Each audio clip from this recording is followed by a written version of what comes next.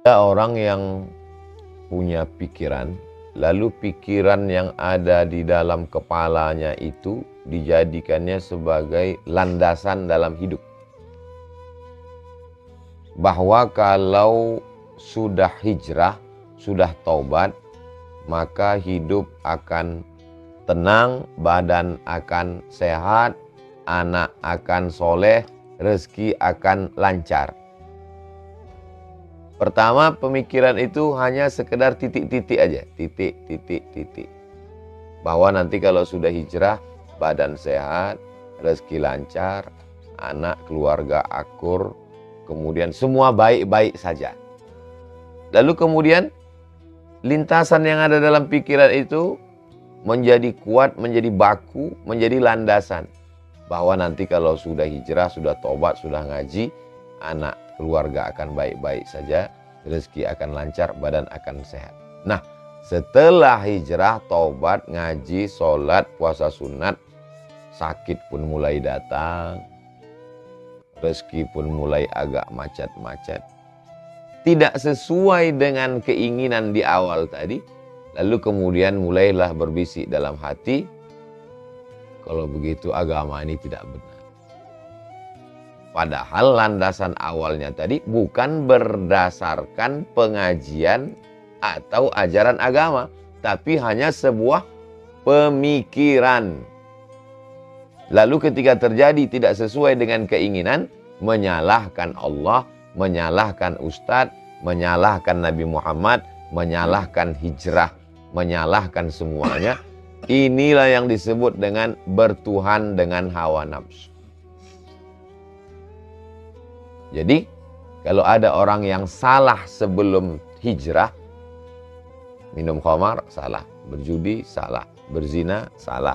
Sabu-sabu, salah. Narkoba, itu salah. Ada kesalahan yang paling mengerikan.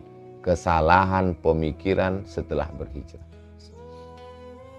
Dan yang paling mengerikan, orang yang minum khamar tahu dia itu salah. Orang yang berjudi tahu dia itu salah. Orang yang berzina tahu dia itu salah. Artis-artis yang membuka aurat, yang bicara aib orang lain, ada spesialis aib, ada spesialis zina, ada spesialis khamar. Dengan bangganya membuat video podcast khamar, podcast zina, dia sadar itu salah. Tapi nantilah kalau setelah uang ini agak banyak, udah agak tua baru taubat. Tapi ada yang paling mengerikan. Orang yang sudah taubat, membuat satu pemikiran, dan dia tidak sadar bahwa itu salah. Itulah perlunya kita nanya kepada orang yang alim, berilmu, kiai, habib, apakah pikiran saya ini benar atau salah? Supaya jangan sampai kita membentuk satu pemikiran, lalu menjadikannya sebagai sebuah landasan, akhirnya menjadi sebuah dogma, doktrin agama yang tak terbantahkan. Bicara tentang masalah sakit, Nabi Ayub pun sakit.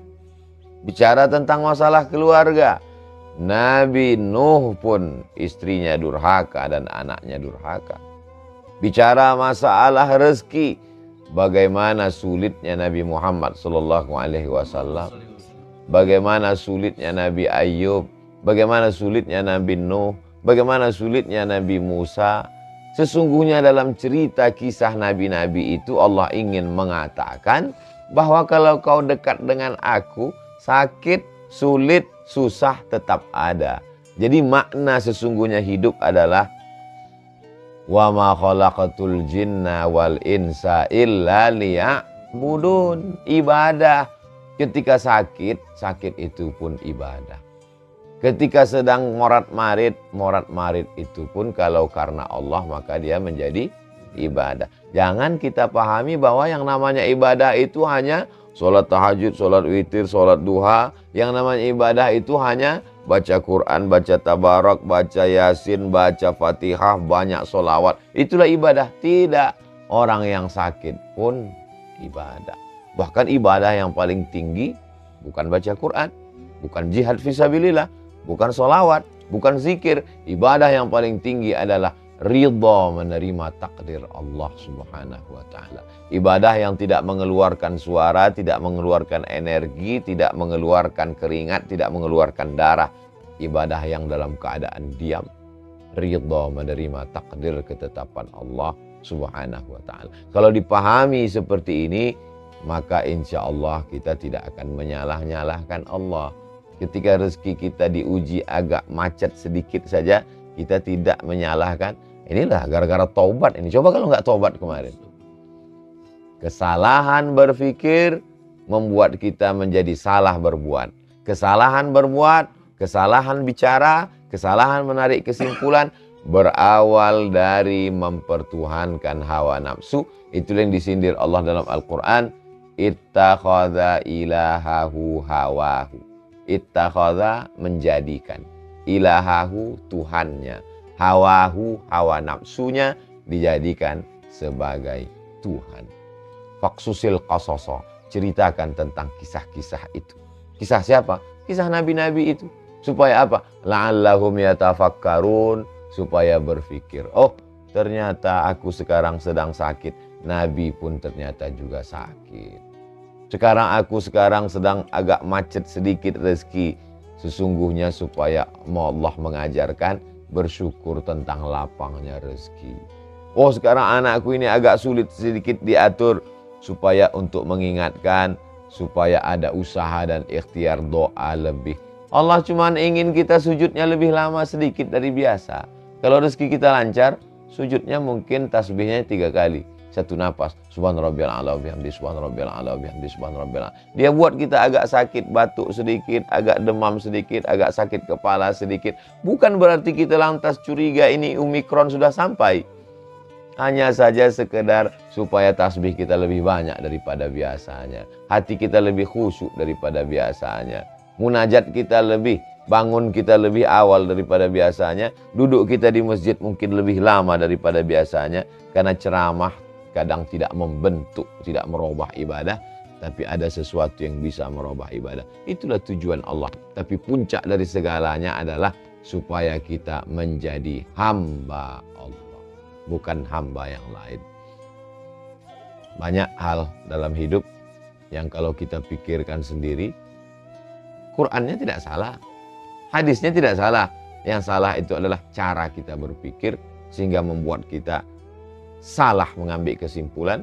Akhirnya yang paling fatal adalah menyalahkan Allah Subhanahu wa ta'ala. Orang yang mencaci maki Allah bukan yang tampil di TV lalu mengambil Quran dia injak. Itu jelas kafirnya. Orang yang mencaci maki Allah adalah ketika rezekinya agak sempit sedikit lalu dalam hatinya, kira-kira Allah masih sempat nggak ngurus aku? Jangan-jangan terlalu banyak urusan lalu doaku menumpuk ini proposal belum sampai. Maka sesungguhnya kita sudah kufur kepada Allah. Kufur nikmat. Wa in tubdu ma fi anfusikum. Kalau kau simpan semua sumpah serapahmu itu dalam hatimu, au tukhfuhu, kau nyatakan atau kau simpan, yuhasibukum bihillah, kau tetap akan dihisab, dihitung oleh Allah SWT. Maka cepat-cepat beristighfar. Astagfirullahaladzim. Jangan-jangan aku ini sudah kufur. Jangan-jangan aku ini sudah munafik. Jangan-jangan aku ini sudah memaki-maki Allah Subhanahu wa ta'ala. Tidak ada ridha kita kepada Allah Subhanahu wa ta'ala. Maqam level yang paling tinggi adalah maqam ridha, menerima ketetapan Allah. Tapi tetap ada usaha dan ikhtiar. Tidak ada yang sulit bagi Allah Subhanahu wa ta'ala.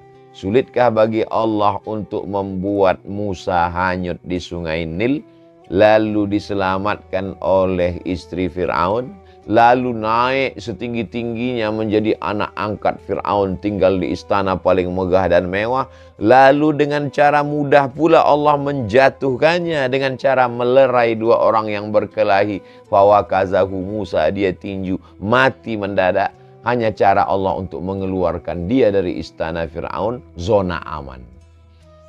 Enak, adem, ayam, tentram. Dikeluarkan Allah. Kau mesti merasakan susah payahnya. Dari istana Fir'aun yang megah, jatuh menjadi pengembala kambing 8 tahun.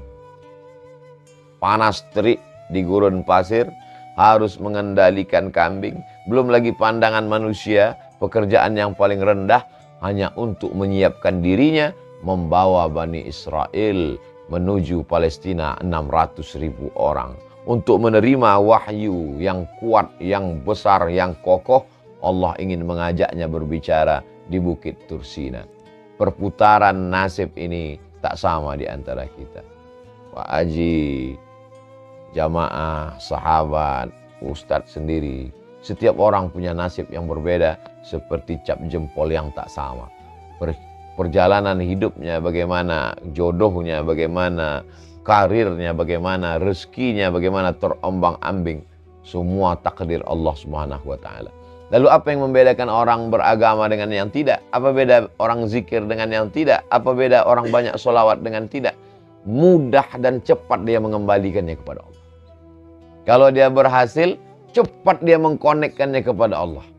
Begitu juga kalau dia gagal, cepat juga dia mengembalikannya kepada Allah sehingga datang ketenangan ke dalam hati.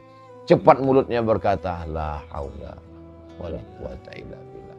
Dan kalau dipuji orang, cepat juga dia mengatakan, ini kebun Pak Haji, ini hotel Pak Haji, ini mobil Pak Haji. Itu hanya semua titipan Allah. La haula wala quwata illa billah. Kadang tak seimbang antara dapat nikmat dengan dapat ujian. Walaupun yang dikatakan nikmat itu pun sebenarnya ujian juga. Tak seimbang terkadang cepatnya kita mengembalikannya kepada Allah antara nikmat yang enak, ujian yang enak dengan ujian yang tidak enak.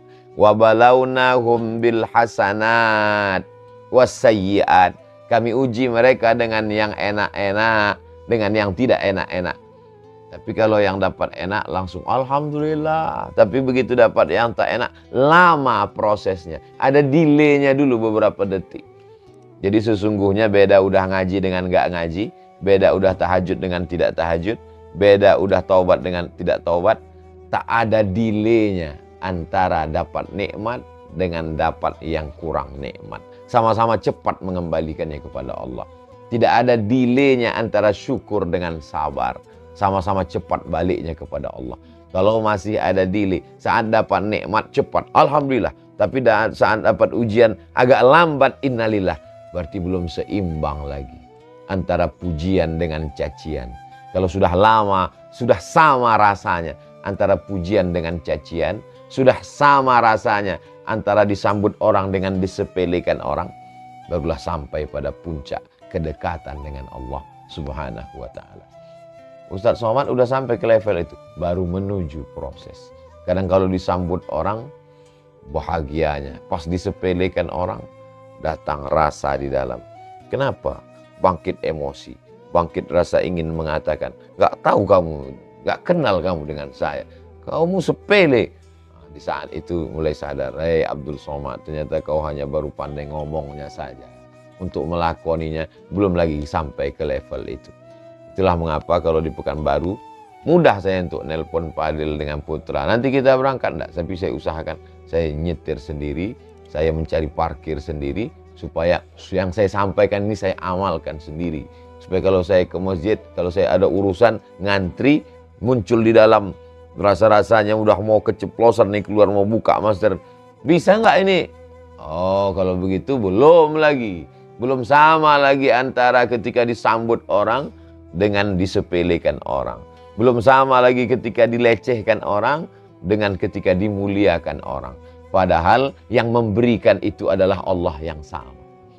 Yang membuat orang berkumpul ramai menyambut engkau, hai Abdul Somad, dan yang membuat engkau disepelekan, diremehkan orang adalah Allah yang sama. Yang mengirimkan manusia itu, yang membuat detak jantungnya, yang membuat dia respon ketika jumpa dengan orang. Ustadz, saya jumpa dengan Ustadz ini sudah bermimpi setiap malam ingin ketemu, akhirnya dikabulkan Allah. Yang mengirimkan orang itu Allah yang sama dengan orang yang menyepelekan. Tapi kenapa perlakuan kita berbeda? Jadi dosa bagi orang yang awam adalah minum khamar, berjudi, berzina.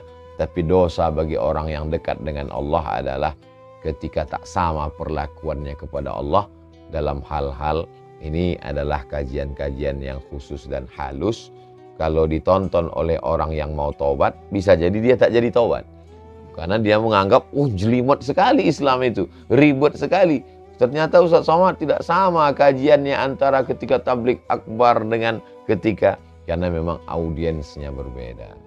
Karena memang makanan yang disuguhkan tak sama antara untuk bayi yang baru lahir dengan orang yang sudah lama menggunakan lisan lidah perasanya dengan itulah mengapa kajian di YouTube itu didengar oleh orang, perlu diceritakan ini audiensnya kapan.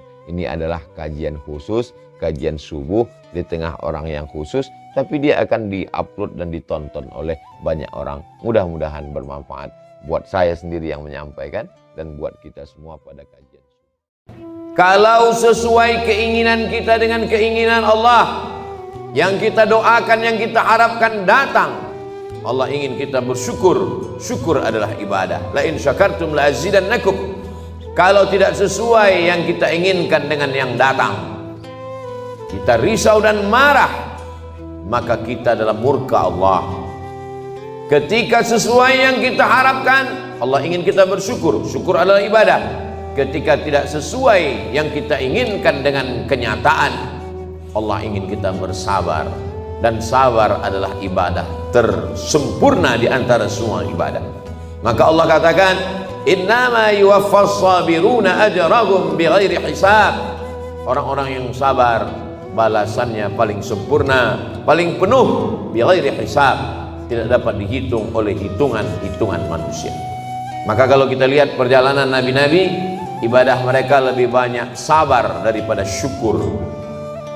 Nabi Ibrahim alaihissalam bersabar mendapati seorang ayah Azar membuat berhala, bersabar terusir dari kaum penyembah bintang, bersabar dibakar oleh Namrus mengaku Tuhan, bersabar tidak punya anak 86 tahun baru dititipkan Ismail, bersabar ketika mesti terasing dengan anak, buah hati belayan jiwa, ditinggal di kota Makkah Al-Mukarramah, dia mesti kembali ke Palestina, bersabar ketika diminta Allah untuk berkurban seorang anak. Lebih banyak sabar daripada syukur. Man asyaddun nasi balaan, siapa orang yang paling kuat ujiannya ya Allah, ya Rasulullah? Rasul menjawab, orang yang paling kuat imannya, itulah yang paling keras ujiannya. Al-Anbiya, para nabi-nabi, thummal amsal fal amsal, dan orang yang lebih kuat. Jadi ketika ujian datang silih berganti, hubungan kita dengan Allah kita bangun dengan husnuzan. Kalau dengan manusia saja kita bisa husnuzan, kenapa seorang anak buah diperintahkan untuk menunggu direktur atasan mampu menunggu sekian jam? Kenapa dia mampu menunggu? Hanya karena mengharapkan gaji bulanan, karena mengharapkan naik pangkat dan jabatan. Dia husnuzon dengan atasannya. Mengapa kita tidak pernah husnuzon dengan yang paling tinggi, paling mulia, paling agung, paling teratas di antara semua atasan? Dialah Allah. Kita husnuzon kepada Allah Subhanahu wa ta'ala. Menyenangkan atau menyusahkan, baik atau tidak baik, itu menurut pandangan kita. Dalam pandangan Allah semuanya baik. Maka kita mintakan kepada Allah yang baik menurut Allah. Berapa banyak anak-anak menganggap orang tua tidak sayang. Anak berharap ingin dibelikan handphone, anak berharap ingin dibelikan sepeda motor, anak berharap ingin dibelikan mobil. Orang tua yang tidak membelikan keinginannya menganggap orang tua tidak sayang. Padahal itulah orang tua yang sayang. Dia tidak ingin anak ini rusak, dia tidak ingin anak ini kecanduan game online, dia tidak ingin anak ini akalnya tidak dipakai untuk belajar. Seorang anak saja sulit untuk menangkap logika seorang ayah. Bagaimana dengan logika Allah Subhanahu wa ta'ala? Maka hubungan kita dengan Allah yang paling indah adalah hubungan husnuzan. Buah daripada husnuzan adalah ridha. Sebelum matahari terbit kita sudah katakan aku ridha. Raditu billahi rabba. Aku ridha menerima segala ketetapanmu ya Allah. Orang yang paling bahagia adalah sururul qalbi bimururil qada. Hati merasa bahagia melewati perjalanan takdir Allah Subhanahu wa ta'ala. Sampai kapan? Lelah, letih, kecewa, sakit hati, marah. Sampai kapan? sampai akhirnya kita tidak lagi mampu berkata dan berbuat apa-apa. Muda, belia, terang benderang, sampai pada akhirnya menguning, layu dan mati. Di sini tempat kita sejenak singgah dalam perjalanan panjang, mampir sejenak ke pom bensin, ke toilet, berwudu, makan, istirahat. Setelah fresh, kita lanjutkan perjalanan.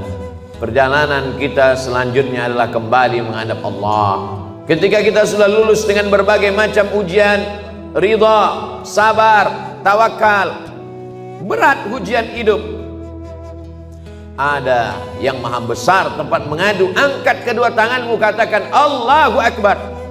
Besar ujian hidupmu, ada yang maha besar. Allahu Akbar. Besar dosamu, ada yang ampunannya lebih luas. Dzunubi mithlu a'dadir rimali. Dosaku sebanyak buih di lautan, sebanyak pasir di pantai, tapi ampunanmu lebih luas, lebih banyak lagi daripada itu ya Allah. Abu'u laka bi ni'matika alayya. Aku datang menghadapmu membawa nikmatmu, nikmat mata, nikmat tenaga. Wa abu'u bi dzambi. Tapi justru aku datang membalasnya dengan dosa-dosaku. Tapi aku yakin dan percaya Engkau mengampuni segala silap, salah dan dosa. Innallaha yaqbalu taubatan 'abdi qabla an yugharghir. Allah menerima taubat seorang hamba. Sampai kapan? Adakah batasan 40 tahun? Tidak ada. Sebelum ghargharah, sebelum sakratul maut, kembali ke jalan Allah. Ya ayyuhalladzina amanu, orang yang percaya bahwa dia akan kembali kepada Allah, hidup sejenak sementara. Man arafad dunya hanan alaih. Siapa yang kenal dunia, maka ringan bagi dia menjalani hidup dunia. Dunia tak sampai setengah sayap nyamuk. Dunia tak sampai setetes dari lautan samudera. Bagi yang dapat setetes, jangan bangga, jangan bahagia, karena yang kau dapat hanya setetes. Bagi yang tidak dapat, jangan kecewa, karena yang tidak kau dapatkan pun cuma hanya setetes.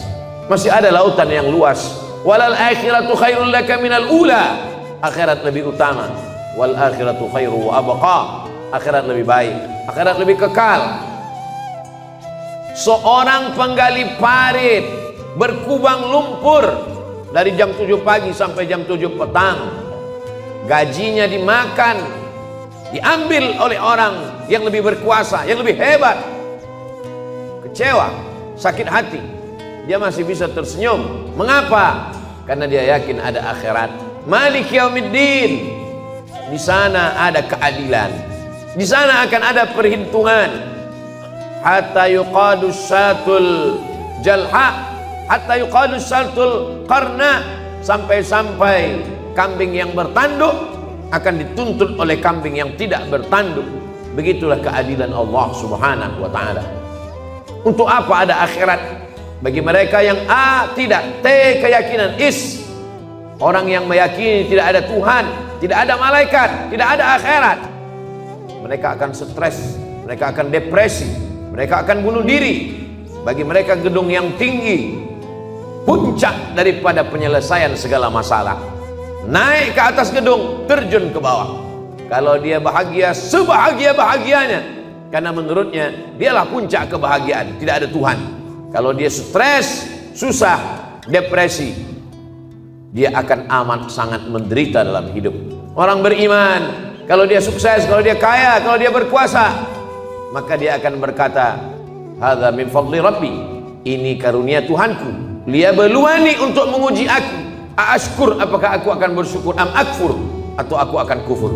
Kalau dia sedang diuji, susah, sakit, menderita, dia tidak stres, dia tidak putus asa, karena itu hanyalah salah satu bagian dari cara Allah untuk menguji imannya. Untuk apa kita hidup sampai hari ini? Kenapa kawan kita, sahabat kita lebih muda, lebih sehat, lebih dulu mati daripada kita? Alladzi khalaqal mauta, Allah menciptakan mati, wal hayata, Allah menciptakan hidup, liyabluwakum ayyukum ahsanu amala. Allah menguji siapa yang paling baik amalnya. Bukan yang paling tinggi jabatannya, bukan yang paling banyak hartanya, bukan yang paling ganteng wajahnya. Ayyukum ahsanu amala, siapa yang paling baik amalnya. Sampai pada akhirnya kita akan menghadap Allah. Allah mengundang Ya ayyatuhan nafsul mutmainnah, wahai jiwa yang tenang, irji'i ila rabbiki radiyatan mardiyah. Kembali, ini bukan tempat engkau, ini hanya tempat persinggahan. Kembali ke tempat yang lebih baik, lebih kekal, lebih abadi. Irji'i ila rabbiki radiyatan, engkau dalam keadaan ridha, mardiyah, dan Allah pun meridai engkau. Fadkhuli fi ibadi, masuklah ke dalam golongan hambaku. Wadkhuli jannati, masuklah ke dalam surgaku. Innal ladzina amanu, orang-orang yang percaya, tsumma istaqamu, kemudian mereka istiqamah, tatanazzalu alaihimul malaikah, turun malaikat kepada mereka. Apa kata malaikat? Allah takhafu, jangan takut. Jangan takut dengan sakaratul maut. Jangan takut. Wala tahzanu, jangan sedih, jangan cemas, jangan sedih meninggalkan istri, anak, keluarga, kantor, kawan, sahabat. Jangan sedih. Setelah takutnya hilang, sedihnya terbang. Wa abshiru bil jannati allati kuntum tu'adun, berbahagialah, engkau mendapatkan janji Allah. Dan Allah kalau sudah berjanji, innaka la tukhliful mi'ad, engkau tidak pernah ingkar janji. Semoga kita selalu dalam keadaan istiqamah iman dan Islam, bersabar dalam keadaan senang, kenyang, diberikan kekuatan dalam keadaan susah dan payah.